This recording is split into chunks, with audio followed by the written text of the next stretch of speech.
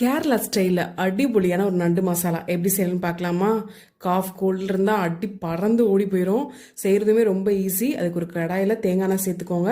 தேங்காய் எண்ணெய் ஆப்ஷனல் தான், நீங்கள் நல்லெண்ணெய் வேணும்னாலும் சேர்த்துக்கலாம். இது கூட கொஞ்சோண்டு பெருஞ்சீரகம், பச்சை மிளகாய் சேர்த்து நல்லா வதக்கிட்டு, இப்போ எல்லாமே நம்ம விழுதுகளாக தான் சேர்க்க போகிறோம். ஒரு பெரிய வெங்காயம் அரைச்சி வச்சுருக்கேன். சின்ன வெங்காயமாக இருந்தால் ஒரு 20லேருந்து 30 சேர்த்துக்கோங்க.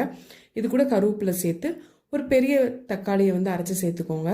இப்போ நண்டு மசாலாவுக்கு பேஸ் மசாலா வந்து என்னென்னா, ஒரு கை அளவு பூண்டு, ஒரு ஸ்பூன் மிளகு, ஒரு ஸ்பூன் பெருஞ்சீரகம், இதெல்லாம் ஃபைன் பேஸ்ட்டாக அரைச்சி வச்சுக்கோங்க.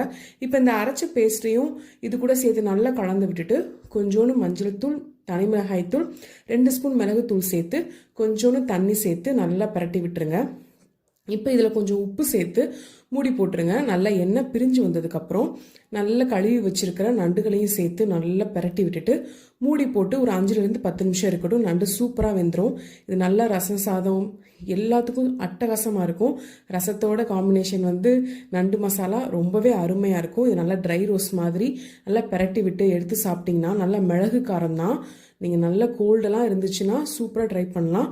நண்டில் கால்சியம் இருக்குது, குழந்தைங்களுக்கு பிடிக்கும். கண்டிப்பாக ட்ரை பண்ணுங்கள்.